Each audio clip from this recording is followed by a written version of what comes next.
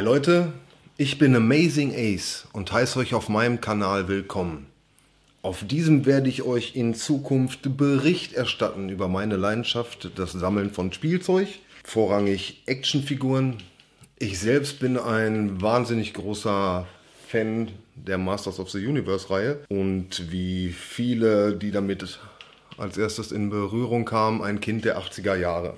Bevor ich jetzt aber meine ganze Lebensgeschichte hier erzähle, dies könnt ihr unten in der Beschreibung nachlesen. Wir beginnen mit dem Bericht heute über die Reihe von Mondo. 2015 hat Mondo von Mattel den Zuschlag bekommen, eine eigene Reihe aufzulegen. Und zwar Figuren in der Größe 1:6 respektive circa 30 cm hoch. 2018 war es dann endlich soweit und die Serie begann mit He-Man. Momentan gibt es 6 Figuren, wobei Man at Arms in der Vorbestellung ist und demnächst ausgeliefert wird. Es folgen vorangekündigt sind weitere 3 Figuren. Das ist Keldor, der im Februar oder März 2021 rauskommen müsste und auch bald vorbestellbar ist, sowie Hordak und She-Ra. Wir beginnen mit der Box von außen, gehalten im Vintage-Stil. Ihr seht es schon, den Eingang von Castle Grayskull. Die Box hat eine Höhe von ca. 35 cm, Breite 30 cm und die Tiefe von 11 cm. In der Vorbestellung kostete He-Man 169 €. Ihr könnt ihn noch bekommen. Momentan liegt er bei 229 €. Es gibt davon eine Exklusivvariante, die den Skeletor-Schädel oder einen Skeletor-Schädel enthält. Bei mir ist das jetzt nicht die Exclusive-Figur, sondern die normale. Hier seht ihr He-Man schon schön gestaltet in seinem Kreuz, was er auf seinem Brustpanzer hat, in schönem Gold gehalten. Das Schöne ist, ihr habt hier so einen Magneten, oder ihr habt hier 3 Magneten, die die Box zusammenhalten. Das Ganze öffnen wir und zum Vorschein kommt He-Man. Schönes Artwork, auch von drinnen eine Erklärung zu He-Man.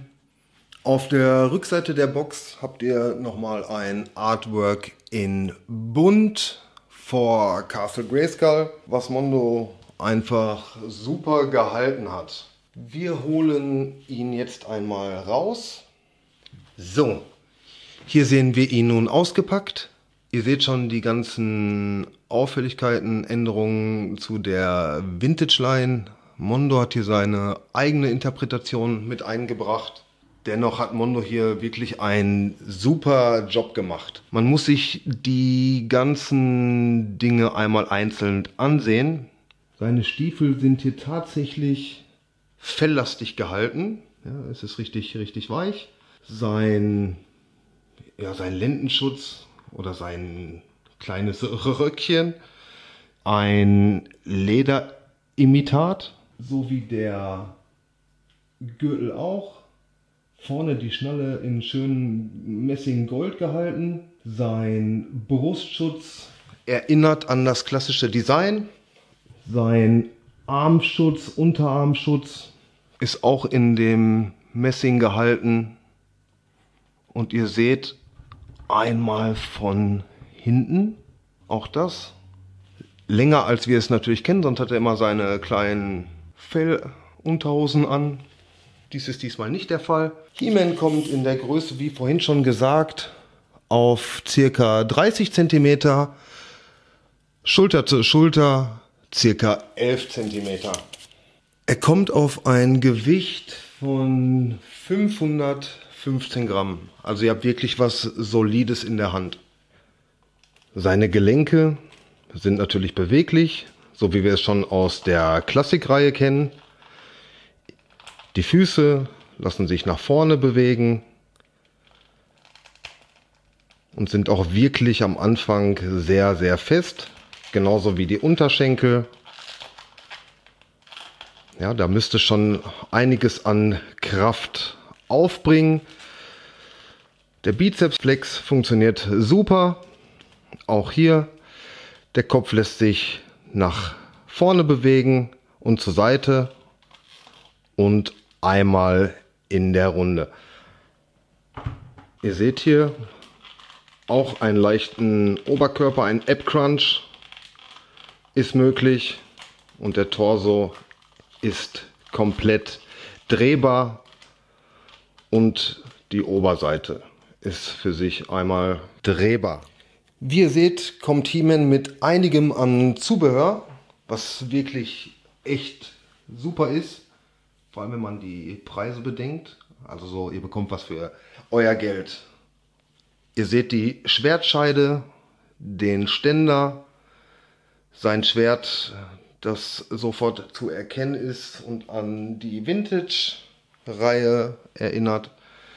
Ein kleines Schwert, seine Axt, 4 Hände, den Griff noch zusätzlich für das Schild, den sogenannten Vintage-Kopf, einen kleinen Blaster, einen großen Blaster. Und dieser große Blaster erinnert mich doch sehr an den von Webster. Dieser allerdings war in Orange. Und dann kommt dazu Burby, den wir aus der Filmation-Serie kennen. Wenn wir allein nur mal die Schwertscheide nehmen. Ihr seht, hält problemlos, super gemacht. Auch hier absolut kein Problem.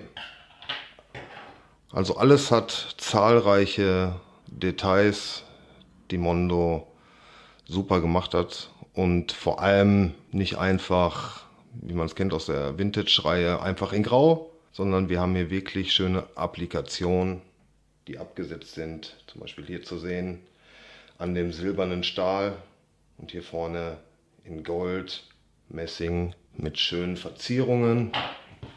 Auch das Schild ist echt super. Auch das in super Qualität.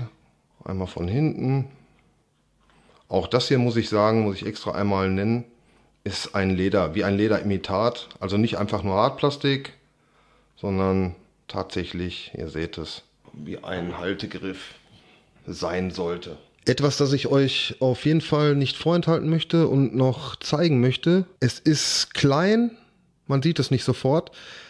Der Haltegriff vom Schild, ich hoffe, ihr könnt es sehen. Die Seite ist etwas kleiner als diese Seite. Ihr habt hier 2 Schlitze. Dieser ist tatsächlich 1-2 mm kleiner als der. So dass ihr dann die richtige Seite natürlich dafür verwendet. Ja, und dann klappt das Ganze auch. Und man ist nicht frustriert. Das gleiche ist, ihr habt hier an der Schwertscheide 2 solche Haken, die ihr drehen könnt. Diese kommen einfach hinten in die Rüstung. Und so seht ihr, ist es fest. Das, was noch vorhin gezeigt wurde, ist, ihr habt einen Ständer, ja, so dass He-Man nicht umfällt, dass wenn ihr ihn ins Regal stellt, vernünftig hinstellen könnt, obwohl er auch eigentlich alleine sehr gut steht. Burby kommt mit einem Ständer, gehalten in durchsichtig, extra natürlich gemacht, damit man den Eindruck erweckt, dass er fliegt. Ist einfach toll gemacht. Am Anfang ist es so, wenn ihr die Figur zum ersten Mal aus dem Karton holt, fühlt sich alles relativ steif an. und ihr habt Angst, wenn ihr ihn bewegt, dass ihr etwas kaputt macht. Die Angst kann ich euch nehmen. Es ist absolut top verarbeitet und ihr braucht keine Angst haben. Kommen wir zum Wechsel der Hände. Ihr seht, es geht einfach raus und lässt sich auch einfach draufstecken, so dass wir verschiedene Posen einnehmen können. Die Accessoires liegen wirklich super in der Hand. Ihr werdet am Anfang auch dort natürlich etwas vorsichtiger sein, da man Angst hat, die Finger zu verbiegen oder sie abzubrechen.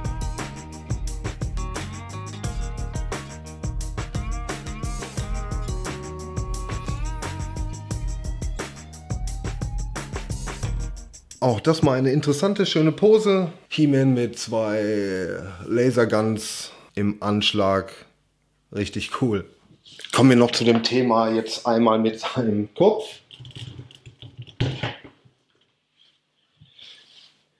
Der Kopf ist aufgepoppt, so wie wir es von der Klassik-Serie kennen. Kein Problem, ist schön fest drauf. Zack. Haben wir jetzt den Vintage-Kopf drauf. Wenn wir uns das jetzt mal näher betrachten, ja Leute, das ist der bekannte Kopf, den wir kennen von früher. Ich weiß nicht. Das ist einfach befremdlich auf dem Körper. Es ist schön, dass sie dabei ist, aber auch wenn ich mir das länger ansehe, sieht es einfach sehr komisch aus. Vielleicht muss man sich das länger betrachten. Definitiv schön, dass sie einen Vintage-Kopf dazugepackt haben, aber naja, ihr könnt mir gerne in den Kommentaren schreiben, was ihr dazu sagt. Bin ich schon gespannt. So Leute, es ist Vergleichszeit. Und zwar habe ich mich entschieden für den Ultimate 2.0 He-Man aus der Filmation-Reihe von Super 7.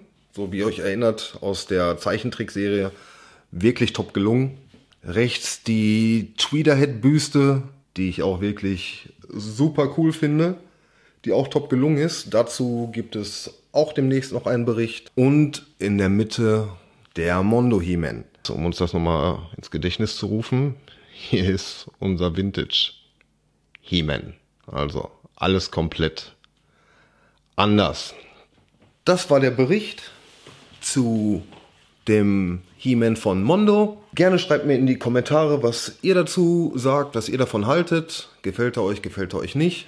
Und wenn euch das Video gefallen hat, dann lasst mir ein Abo da, ein Like. Ich würde mich freuen und freue mich natürlich auch sehr, wenn ihr beim nächsten Mal wieder dabei seid.